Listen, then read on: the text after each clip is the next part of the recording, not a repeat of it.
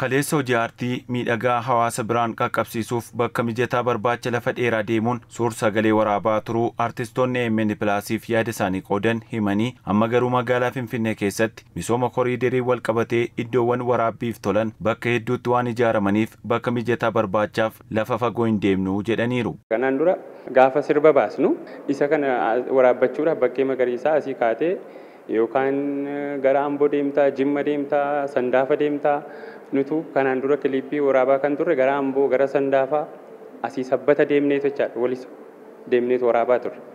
Garuu amma asumatti jechuudha bakkeen magariisaa haala adda addaatiin tolfamee haala nama hawwatuun haala nama harkisuun sana keessatti waraabdee gaafate jettu Awurooppaa keessa waan jiru fakkaata.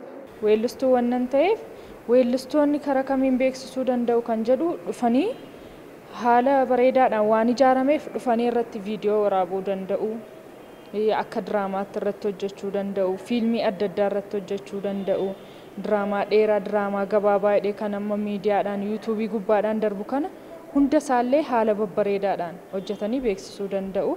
በእውነት ከሆነ በጣም ደስ ብሎኛል። Dhugaa dubbachuuf hedduu natti toleera. Ogeessota aartii wantoota dhiphisan keessaa tokko bakka waraabbiiti. Kana dura bakka miidhagaa fi magariisa barbaaduuf Finfinnee keessaa baanee hojjenna turre. Kun ammoo baasii dabalataaf nu saaxilaa tureera. Har'a garuu waan hundaa bakka tokkotti magaalaa Finfinnee keessatti arganneerra. Misoomni koriidarii artistootaaf faayidaa addaa qabatee dhufeera. Hojii misooma koriidariitiin Finfinneetti hojjetamee fi hojjetamaa jiruun bakki agarsiisa tiyaatiraa sadarkaa isaa eeggatee hojjetameera.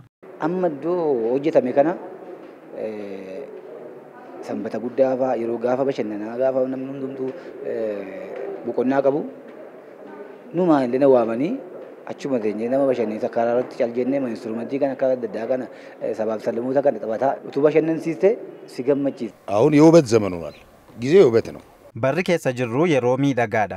Yeroon yeroo teknooloojiiti. Dhaloonni carraa kana gargaaramee aartiidhaan biyya isaa beeksisuu qaba. Kanaaf ammoo haalli jiru mijataadha. Misooma koriidariitiin naannawaa hedduutti waltajjiiwwan ammayyaa hojii aartiif mijatoo ta'an hojjetamaniiru. Hojjetamaas jiru. Nuti ogeeyyiin aartii ammoo carraa kanaan magaalaa keenya beeksisuu qabna. Karoora mootummaan Finfinnee miidhagduu jiraattota isheef mijattuu taasisuuf qabatee hojjechaa jiruun bakkeewwan hedduun miidhaguun hojii aartiitiif haala mijataa uumaniiru. Artistoonnis carraa kanatti gargaaramuudhaan biyya keenya hojii aartiitiin beeksisuu qabnaa jedhaniiru.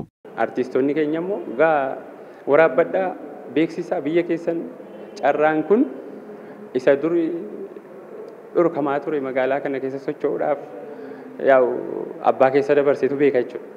Sosochoo alaalaa beeksisaa biyya keessan kana. Bakki kaleessa balfaan guutamee ture har'a miidhagina addaa gonfachuun dhaloota hawwataa jira. Kanaaf ogeessonni aartii hojii mootummaa fi uummata walitti fidu hojjechuun dhalootatti daandii sirrii agarsiisuuf dirqama dachaa qabnas jedhaniiru.